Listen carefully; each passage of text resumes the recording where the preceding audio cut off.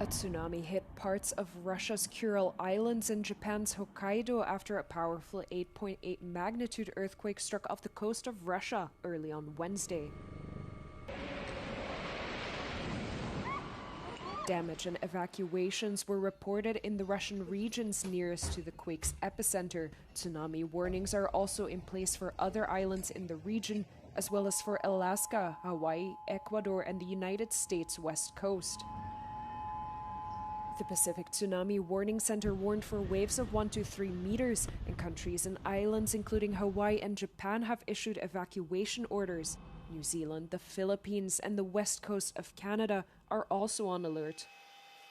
The earthquake's epicenter was just off the coast of the Kamchatka Peninsula in Russia's far east. It was the strongest to hit the region since the 1950s. The first tsunami waves sparked by a huge earthquake off Russia have hit the island state of Hawaii. Sirens sounded and evacuation orders were triggered as the state is on full tsunami alert. Flights in and out of the island of Maui are grounded. As a safety precaution, all passengers and airport staff must immediately evacuate to the second floor terminal hold room. The powerful 8.8 magnitude earthquake struck off the coast of Russia's far east.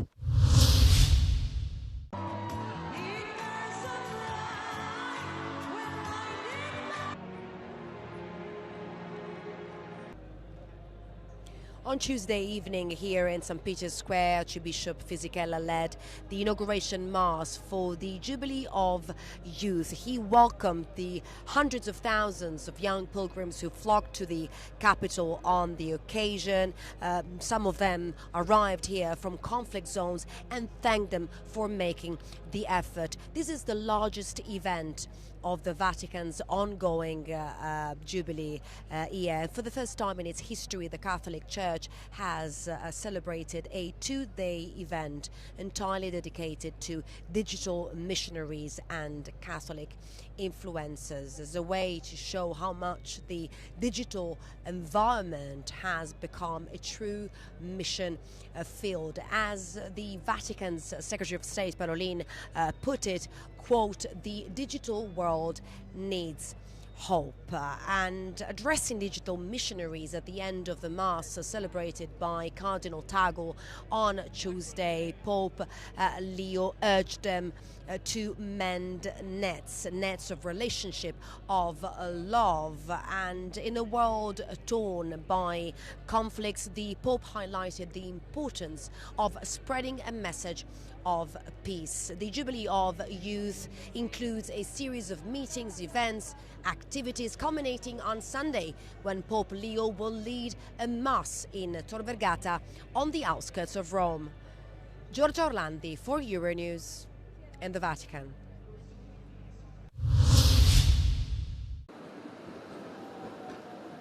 Authorities in Poland have charged a Colombian national with terror offences for his role in 2 arson attacks allegedly carried out on behalf of Russia. Poland's counterintelligence agency said the 27-year-old set fire to 2 construction supply depots in May last year, following orders from Moscow. Nie mamy dzisiaj wątpliwości, że ta aktywność rosyjska, ona także dotyczy pewnych zorganizowanych środowisk politycznych i że destabilizacja sytuacji na granicach, próba paraliżowania pracy naszych służb bardzo blisko są tych drastycznych akcji dywersyjnych, takich jak próby podpaleń czy pobić. Russian secret services allegedly encouraged South American citizens coming to the EU to commit crimes, offering them an easy way to make money.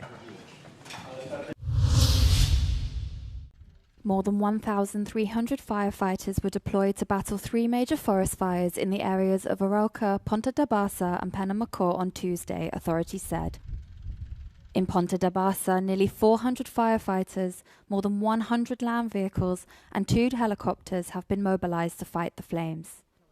Olhar para isto, fruto do trabalho que a gente leva e de um momento para o outro, reduzir as cinzas. Como é que temos incêndio controlado, deve haver como passar descontrolado em menos de um segundo. Pá. In Aroca, more than 600 firefighters have been sent to fight the fires, which prompted authorities to evacuate a village and close the popular paver walkways. In Penamacor, the fight against the flames is going well, according to the regional command. The majority of Portugal, except the Faro region, is under yellow alert until at least Thursday, following weeks of soaring temperatures.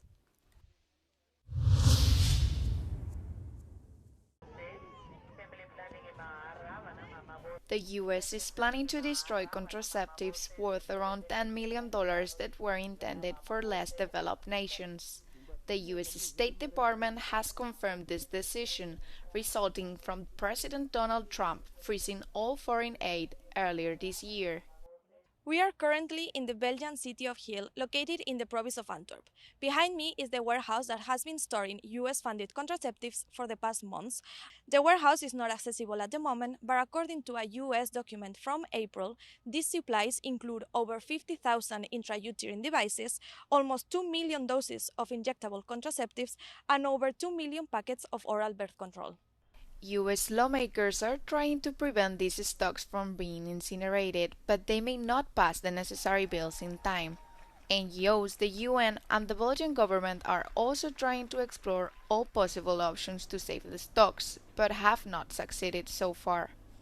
Aujourd'hui, ce que ça signifie, la destruction de ces contraceptifs, c'est la mise en danger de femmes partout dans le monde, et notamment en Afrique, puisqu'ils étaient destinés dans des pays pauvres en Afrique. Et c'est aussi la mise en danger, parce qu'on parle d'implants, on parle de préservatifs, et des préservatifs, c'est ce qui protège aussi des infections sexuellement transmissibles, c'est ce qui protège du VIH. The French Green Party also sent a letter to Emmanuel Macron and the European Commission, requesting that they urge the US to suspend the destruction of the supplies and mediate diplomatic efforts alongside NGOs to ensure these products reach their intended recipients.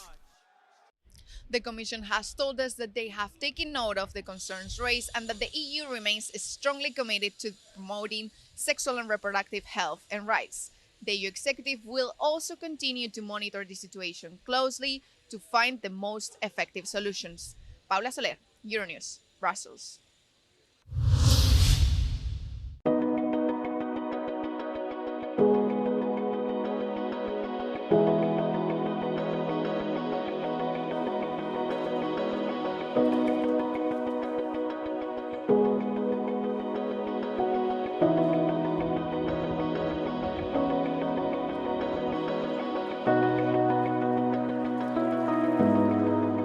What we find is we have to remember that one's sort of fitness and one's health is affected by both how healthy the muscles are in terms of their metabolism, the way they use energy, how fit they are, as well as how well your heart and your lungs and your circulation. So in order to get those organs to adapt, we have to push them. And typically, the heart and the lungs are probably not able to withstand long periods of high intensity work. So rather than taking a traditional approach where you just do a long steady, you go for a jog or you go for a walk at a steady pace, by inducing these little zaps of hard exercise, we are pushing the muscles and the heart and the lungs into a region where they then have to adapt a bit more. Our sort of public health recommendations fit into this. You know, for the public, we talk about them getting 150 minutes per week of moderate activity or 75 minutes per week of more vigorous activity, or some combination of the two. So this Japanese walking fits in perfectly into that. We can have more vigorous activity and we can have more moderate activity all at once.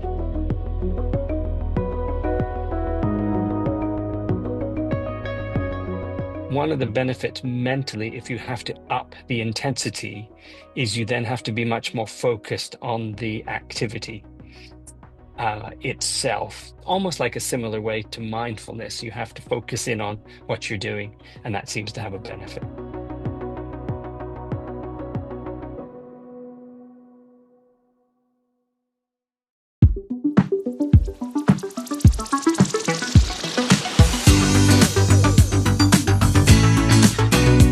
everything you do with a computer requires moving. And mostly you actually use your hands. Sometimes you use your mouth. But it's really actually excruciatingly slow.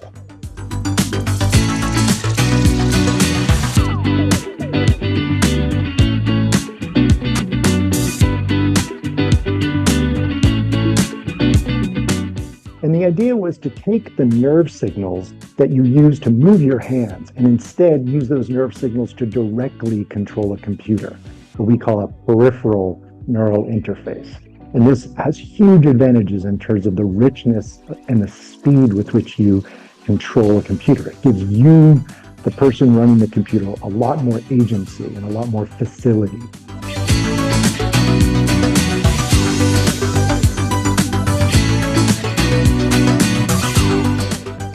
This research that we're publishing demonstrates is that there are some inherent, what we call scaling laws, that allow us to build a general model for really all of civilization, such that people can put on a band and start using their brain directly, the electrical signals from their brain, in a general way to control a computer.